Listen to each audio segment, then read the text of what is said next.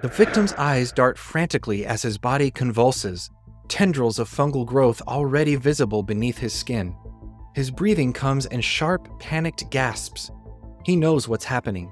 Within hours, as the fungus spreads through his neural pathways, this once rational human being will become something else entirely. What makes this pathogen uniquely horrifying isn't just how deadly it is, it's the complete loss of self. Not content to simply kill its host, the Cordyceps brain infection turns them into a puppet. Nothing more than ambulatory mycelium. But I'm getting ahead of myself. My name is Dr. Felix Nebula, and to you I say, welcome aboard the dimension-hopping bioship Manta. As we approach the ruined quarantine zone below, dear traveler, prepare yourself for a scientific exploration of this dimension's most terrifying parasite, as first reported in the interactive documentary The Last of Us.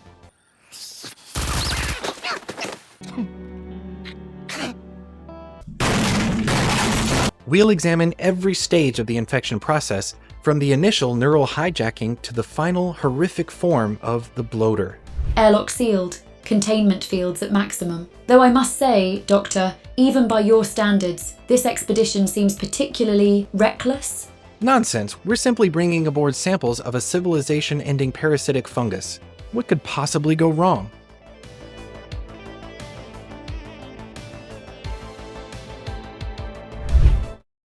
Descending into quarantine zone perimeter. Exterior cameras active. Look at that, dear traveler. A once thriving metropolis reclaimed by nature and fungus alike. What you're seeing is the aftermath of what is certainly the most devastating pandemic in human history. And the downfall of humanity began with a single genetic mutation. In the early 2000s, a warming climate created conditions where Cordyceps fungi, previously unable to survive at human body temperature, adapted a tolerance to heat. With the benefit of hindsight, we've been able to trace the origins of this catastrophe to a decidedly mundane source: the food supply. The outbreak began when contaminated crops, likely wheat and grains, entered the global food chain. Those who consumed infected flour, bread, or cereals became the first wave of the infected. Within 48 hours of the first reported cases, major cities worldwide were in chaos. What made this pandemic unique was its speed. Most infected individuals transformed not within days, but hours. And so, within a single day, rational humans had become aggressive, fungal-controlled hosts with a single imperative: to spread the infection. I'm detecting a network of fungal filaments extending below ground. They appear to be interconnected across several city blocks. That's likely the Mycelial Network. We'll have to come back to that.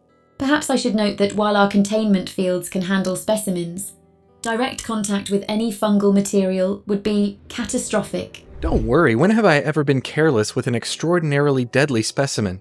Would you like the list chronologically or alphabetically by dimension? Let's just proceed with our examination, shall we? Let's start by examining the organism at the heart of this apocalypse. Manta, can you locate a sample of Cordyceps growth? Dormant, ideally. Here it is, dear traveler, in all its glory. The source of the Cordyceps brain infection, or CBI. While it's commonly referred to as simply Cordyceps, it's more accurately related to the genus Ophiocordyceps, which belongs to the phylum Ascomycota, the sac fungi. More specifically, microscopic analysis indicates a cellular structure remarkably similar to Ophiocordyceps unilateralis, or in scientific terms, the zombie ant fungus. As the name suggests, unilateralis infects carpenter ants, hijacks their behavior, forces them to climb to an optimal height, and clamp onto the vein of a leaf. The fungus then kills the ant and sprouts a fruiting body from its head, releasing spores to continue the cycle. The Cordyceps brain infection appears to operate in a similar way, but with far more complex hosts: humans. The fungus consists of branching filaments called hyphae, which collectively form the mycelium, the vegetative part of the fungus. These hyphae secrete enzymes that digest surrounding tissue, providing nutrients for growth. But what makes this fungus exceptional is its affinity for neural tissue.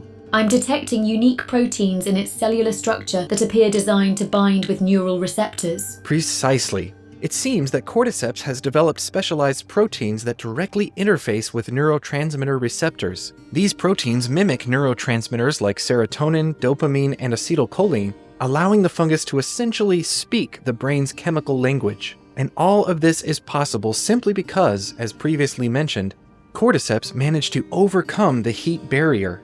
You see, our core body temperature of approximately 98.6 degrees Fahrenheit acts as a thermal defense against most fungal infections.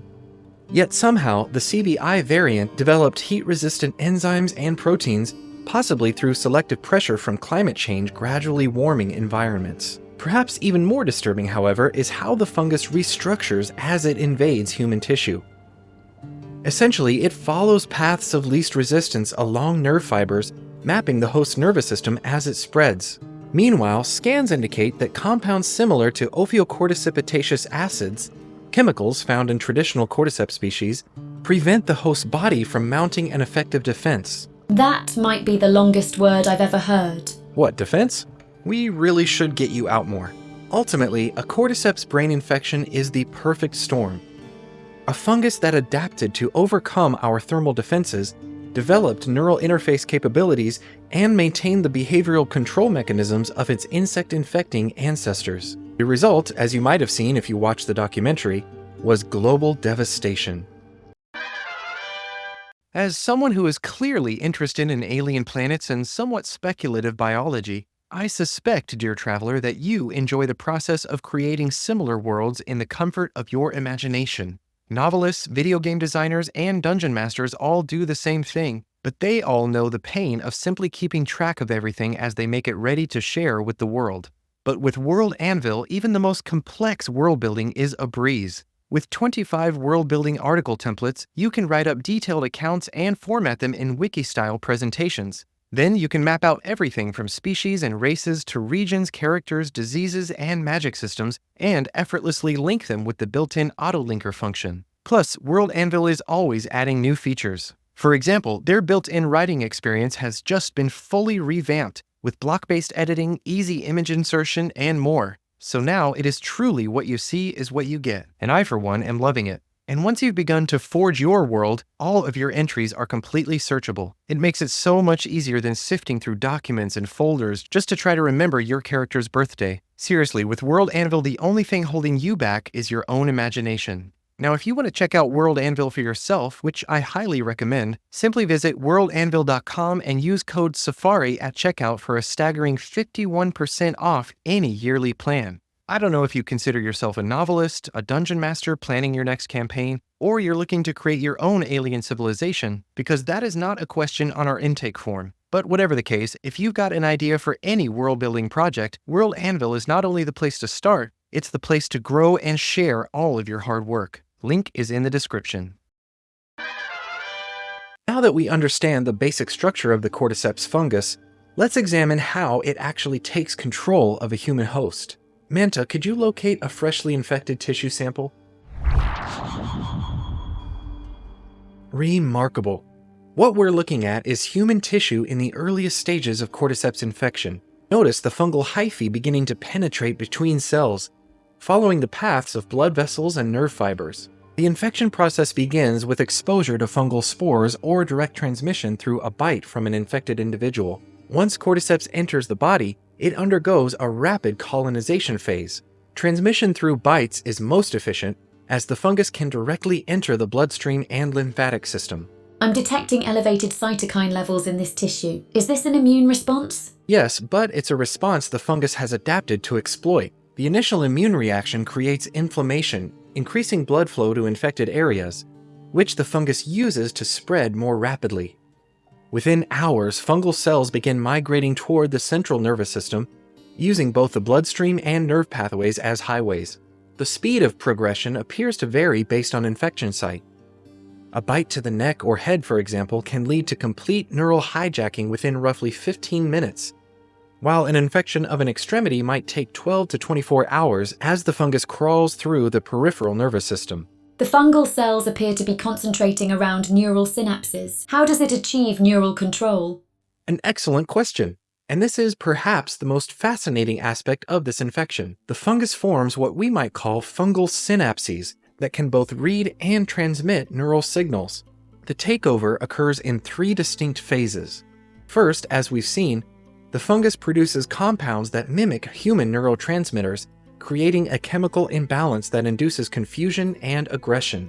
Second, fungal hyphae physically envelop neurons, tapping into the electrical signals they produce. Finally, the fungus begins replacing neural tissue entirely, creating its own network that mirrors but ultimately replaces the host's. This reminds me of that parasite that can influence rodent behavior, making them attracted to cat urine. You're probably thinking of Toxoplasma gondii, and it's an apt comparison. But while Toxoplasma does subtly influence behavior, thereby increasing risk-taking in its hosts, Cordyceps utterly rewires them. Indeed, the prefrontal cortex, which is responsible for personality, decision-making, and social behavior, is among the first regions to be compromised. Meanwhile, the amygdala and other regions associated with aggression and fear responses are hyperactivated. Interesting. At this stage, it appears that the infection process isn't completely thorough. Some of these neural clusters are relatively intact, even amid the fungal growth. Are you suggesting some degree of the host's consciousness might persist initially? Sadly, yes. And it makes some sense. Some infected have been observed exhibiting moments of apparent recognition or distress, flashes of humanity breaking through the fungal control. Victims have been observed crying out names of loved ones or briefly resisting the compulsion to attack, before the fungus reasserts control. This partial consciousness likely creates a nightmarish scenario for the infected, aware of their actions but unable to stop themselves as the fungus gradually consumes more of their brain. Fortunately for the host, this state is temporary, and complete fungal integration will soon erase even these last vestiges of self-awareness. On that note, let's examine exactly how Cordyceps transforms its hosts over time. Interestingly, the infected progress through several distinct and consistent stages, each with their own biological characteristics. I'd say it makes sense to start with the earliest phase. Recently infected specimen located approximately 200 meters north. Estimated infection time, less than 24 hours. Excellent, but let's be extra careful with this one. In my long career, I've come to realize that active specimens are often more dangerous than tissue samples. This, dear traveler, is what is known as a runner, the first stage of Cordyceps infection. Notice how human they still appear. That's because the fungal growth is primarily internal at this stage, with only subtle external signs. The bloodshot eyes, pale skin, and slight veining around the temples and neck. Vitals indicate elevated heart rate, increased body temperature, and adrenal levels approximately 4 times normal human baseline. Quite so. The fungus has already hijacked the host's endocrine system, triggering a constant fight-or-flight response. This floods the body with adrenaline and cortisol, numbing pain and boosting strength and speed, hence the term runner. Furthermore, the fungus hasn't fully mapped out the motor cortex yet, resulting in sporadic muscle contractions and uncoordinated movements. But in fact, runners retain most of their human motor skills and perceptual abilities. Their vision and hearing remain intact, though they seem to lack any strategic thinking or self-preservation instincts. But while runners may seem relatively unaltered physically, internally their bodies are already being reconstructed. The fungus is reinforcing muscle fibers, redirecting energy to essential systems, and beginning to form the structures that will eventually become external growths. Scans indicate fungal filaments concentrated at the brainstem and spinal column, which is undoubtedly how the fungus gains control of autonomic functions and gross motor skills. Meanwhile, fine motor control actually deteriorates as infection progresses. A runner can sprint and attack, couldn't, for instance, manipulate complex tools or perform delicate tasks. As such, their attacks are primarily bites and scratches, crude but effective for transmitting the fungus. Saliva glands are among the first to be colonized, producing a frothy mixture containing high concentration of fungal spores and hyphae fragments. Indeed, a single bite can deliver millions of fungal cells directly into a host's bloodstream. Sadly, many entering this stage will die from injuries, starvation, or exposure before progressing further. But if they survive, this runner stage will typically last 2 to 4 weeks, at which point they will begin to develop more obvious external fungal growths, the beginning of their transition to the next stage of infection. Manta, could you locate a stage 2 specimen? I'm detecting a more advanced infection signature in that partially collapsed department store. The subject appears to be exhibiting stalking behavior. Perfect. Before we bring it on board, let's observe it briefly. Notice how the creature moves. No longer the frenzied charging of a runner, but a more deliberate, predatory gait. This is a stalker, a stage that lasts approximately 2 weeks to 1 year of infection. Now let's get a closer look. Fascinating. As you can see, the fungal colonization has begun to move externally. Fruiting bodies are beginning to erupt from the skin, particularly around the head and neck, and one side of the face is already being overtaken by plate-like fungal growths. I hesitate to ask, but why is this stage referred to as stalker? Well, it's quite simple, really. Unlike runners that charge recklessly at prey, stalkers will hide behind cover, ambush from the darkness, and sometimes even work in loose coordination with other infected. The reason for this appears to be that at this point, the frontal lobe has been almost entirely replaced with fungal tissue, while the cerebellum and brainstem are being reinforced rather than replaced, which improves motor control. Meanwhile, the fungal hyphae appear to be integrating with muscle fibers at a cellular level, reinforcing and fusing with the muscle tissue itself. Amazingly, it seems that as mycelial strands wrap around the muscle fibers, they function as a kind of secondary musculature that can contract even without neural input. This could explain why sometimes stalkers can be found in a dormant state, having physically become anchored to the dark interior walls of abandoned buildings. Kind of like Cordyceps' death grip. Precisely. It is in fact the same principle, but adapted for a mammalian host. The fungus drives the infected to a strategically advantageous position, then partially immobilizes them while the fungal growth accelerates. The host remains alive, but immobile, functioning as a kind of living trap. When potential prey approaches, the stalker can suddenly reanimate and attack. The stalker's vocalizations have also changed. As the fungus grows through the throat and vocal cords, the screams and moans of runners turn to more guttural, croaking sounds, as air struggles to pass through the partially blocked airways and fungal membranes. In fact, as the fungus continues to grow from the larynx to the ear canal, and even the eyes, the stage is being set for the next phase of development, one where sight is entirely lost in favor of sound. Speaking of which, Stage 3 infected located approximately 75 meters east. Shall I proceed with containment? please do. How utterly magnificent. That's certainly one way to put it. When an infected individual survives for approximately 1 year, fungal growth progresses so far that a new classification is appropriate. This, dear traveler, is what is known as a clicker. Notice how the cranial fungal plate has completely obscured the eyes and most facial features. Now, only the jaw and mouth remain partially visible. Worse, the fungal growth has actually split open the skull, creating a grotesque crown or bloom. It appears that these fungal plates serve multiple purposes. They protect the brain, now essentially a fungal control center, and they house specialized structures for spore production and sensory perception. But at this point, you may be wondering why they're called clickers in the first place. It's because of the clicking sound? Yes.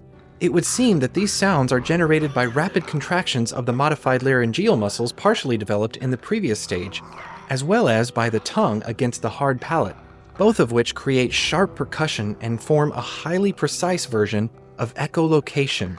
And because fungal structures have replaced the auditory processing regions of the brain, echoes can be used very efficiently to map their environment, even without the use of their eyes. But beside the difficulty in hiding from them even in complete darkness, what makes clickers particularly deadly is their speed and strength. Scans indicate that by this stage, muscle density has increased by approximately 50% compared to a healthy human, largely due to the interweaving of fibrous fungal structures, as mentioned previously. And to make matters worse for their targets, their skin appears to have hardened in places, almost like armor. This is because the fungus produces a chitin-like compound that reinforces the epidermis, particularly around vital areas. This makes clickers remarkably resistant to trauma. They can withstand injuries that would incapacitate or kill a human.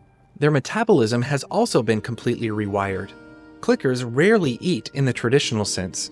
Instead, the fungus derives energy through aggressive decomposition of the host's fat reserves and non-essential tissues. This is supplemented by photosynthetic properties in the external fungal growths and the occasional consumption of organic matter the clicker may encounter. By the later portion of this stage, the human body has been completely repurposed into an efficient hunting and infection vector, with virtually no trace of the original consciousness remaining. It's essentially a fungal colony in human form. But don't worry, it gets worse. Be careful for this one. Stage 4 infected are rare, but exceptionally dangerous. Manta, can you locate a specimen? Thermal scanning complete. I've detected multiple stage 4 infected in the basement of that collapsed hospital. Excellent. Let's do just one at a time, for now. Behold, dear traveler, the endpoint of Cordyceps evolution in its host. Bloaters are infected individuals who have survived for 5 to 10 years or more. Such longevity is rare, as most infected expire long before reaching this state. Manta, could we get a few measurements? The subject's mass is approximately 250% that of an average human. External fungal growth has created armor-like plates, covering 80% of the body surface. Remarkable! This fungal plate is nearly 10 centimeters thick and has the structural density of hardwood, which makes the bloater nearly impervious to conventional weapons. But despite all of this armor and a lumbering gait, bloaters can move with surprising force. Because of their further enhanced musculature, they're able to charge, smash through barriers, and literally tear human victims apart. The specimen appears to be carrying fungal sacs on its body. What purpose do these serve? Those are spore bombs. I don't like the sound of that. That's a reasonable reaction, I'd say. You see, the fungus creates these pressurized sacs filled with mature spores, which the bloater can physically tear from its body and throw at threats. Upon impact, they burst into clouds of infectious spores and mycotoxins. Now, let's retrieve another specimen, this time in the flooded zone.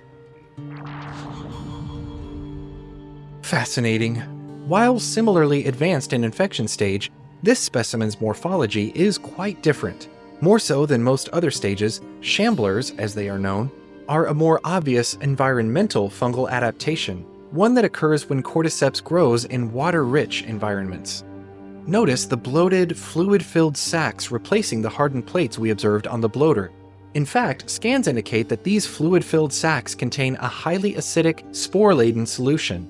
pH levels are nearly as corrosive as sulfuric acid, capable of causing severe chemical burns on contact with organic material. I'm detecting both fungal spores and what appears to be modified human stomach acid in the solution. Has the fungus repurposed the host's digestive system? Excellent observation. To an extent, the fungus has indeed repurposed the host's digestive organs. The stomach, portions of the intestines, and even salivary glands have been modified into an elaborate acid production system. This creates the caustic spray shamblers emit when threatened, a cloud of burning, spore-laden mist that simultaneously damages and infects anything nearby. When a shambler is killed, these sacs rupture catastrophically, creating one final, devastating acid bomb. A biological spite response, which means that even in death, the fungus can potentially create new hosts. Both variants seem to lack any visual organs. Do they utilize the same echolocation as clickers? Yes, but with significant enhancements. Stage 4 infected have developed hypersensitive auditory structures, and as a result, their echolocation has a range nearly 3 times that of clickers. Indeed, Stage 4 infected represent the fungus's ultimate expression in a human host, at least what has been observed so far. Given enough time, we might even see more specialized variants emerge, perhaps some that are perfectly suited to desert conditions or alpine environments or other extreme settings. Shudder. I couldn't have said it better myself. Now at this point, dear traveler, we've examined the various known stages of infected hosts, but to truly understand the fungus and its infection, we have to go deeper. Manta, can you scan for underground fungal activity? Oh my, it's far more extensive than I thought. Isn't it amazing? This network of fungal fibers extends throughout the city, connecting clusters of infected and forming a complex web beneath the surface. And our scans indicate that some filaments stretch over a mile in length. Let's bring aboard a section of active mycelium for closer examination. What we're looking at now is the true body of Cordyceps. the mycelial network that connects individual infected hosts into a single superorganism. These white, root-like filaments may appear delicate, but they're remarkably resilient. In a way, this mycelium functions as a distributed nervous system. Each strand contains conductive tissue that can transmit electrical impulses over considerable distances. This creates, in essence, a citywide neural network with some infected humans serving as nodes. This explains one of the most dangerous aspects of Cordyceps infection: the coordinated behavior of infected hosts. When one infected detects prey, it can alert others through the mycelial network, triggering a swarming response from seemingly dormant infected in the vicinity. So even just stepping on these filaments could potentially trigger a swarm? Exactly. The mycelium can sense vibrations and pressure changes.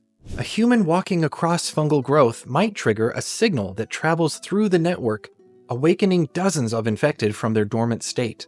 Actually, mycelial networks like this are not unheard of in forest ecosystems elsewhere. When mycorrhizal fungi connect the roots of different trees, it creates what scientists call the wood wide web, a communication network that allows trees to share nutrients and even warning signals about threats like insect infestations. Of course, in the case of Cordyceps, this natural fungal behavior has been adapted to an extreme degree. The bottom line is this: with an infection of this scale, we're not dealing primarily with individual infected per se.